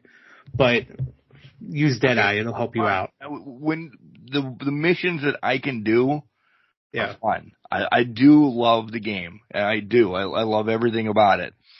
It's just when you do the one mission 75 times and you're like, that same bastard. I could go stand. I know you're coming right there. Yeah. As soon as he generates, I knew you were coming. I just couldn't shoot fast enough. And then if you get behind a barrel, press The peak. R1. That'll drop you down and you can hide too. So I'll get there. you'll get there, and then when you get into the open world, you're not going to get far because and not saying you're going to die. There's so much fucking going on. They thought of everything. Like you're going down the road, somebody screams for help, so you can go off and help them. You're going down the road, somebody screams for help, but they try to steal your horse, so then you have to shoot them to keep your horse. It's like they build in different interactions in that, so that you can have. I'm glad I only paid $20 for this as of right now because I'm so mad that I bought it, but I'm happy that I bought it. And once you get past there and all of the stuff you can do after that, you're going to be so lost in the game. I've put in 67 hours in the game because I'm fucking around, going to different things, then doing a mission, then doing some other things, doing side missions, doing this, doing that. You just lose yourself in it. Oh, lose yourself in a good You're way. like in a good. No. You're going to lose yourself. I was done. Just delete the game mark and this. No. Lose yourself in a good way because you're going to be doing 500 different things. And the only other piece of advice: keep Micah in jail as long as possible. Ooh. You'll run into him very soon, if not already. I clearly did not. He's just the game's piece of shit. That's about all you need to know about that. But okay, duly noted. Side note: are you getting MLB when it comes out this year? Debating it. Yeah, I think it's a debate for me right now. I got 24, but I haven't played it that much. So I'm like, well, I got it for free, so I'm not complaining too much. I haven't played it, so to me, it's like, I might as well just play that one because I got it. I'm debating too. Where's our bonds are going to be in it though? That'd be pretty fun. But I don't play online, so yeah, it doesn't really affect you. I will say I'm not planning to get WWE 2K25 because I haven't done that much in 24 to justify moving on. I went through that showcase so fast, and then I'm like, it's been put away. There's DLCs that are still sitting that I haven't re-downloaded yet. I haven't finished the showcase yet because I've been doing matches or I've been doing other things, and it's like I just haven't come back to showcase. So I'm trying to hit it all at once and like get everything done within the match and then come back and then go through it. I'm just past Orton and Seth. So. And I'm disappointed that they're putting out College Football 26. This was not supposed to be a yearly game, so I will not buy it. I'm gonna ride and die with this one for a while. I agree.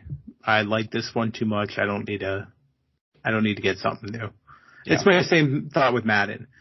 Once I have a Madden, I try to span it out a couple years, 2, 3, 4 years, and then I'll move on to the next game. And I'll get that newer year one. But I broke that promise for Madden this year because I wanted to move my college player into the pros and play with them. And you know who got drafted? What team I got drafted to? Buccaneers. Yeah! I loved it. I'm like, all right, let's go. So that's been fun so far. You're going to keep re-signing there no matter what now. Yeah, exactly. I got the team I wanted, so. I might get baseball this year because of, I heard there's new stuff in your Road to Glory that you might be playing high school and college. Yeah. If you want to see franchise-wise, you might be able to, like, re-sign somebody mid-year instead of effing around. Like, if you know, hey, I want Ronald Acuna Jr. for the next 20 years on my team, I can't re-sign him now.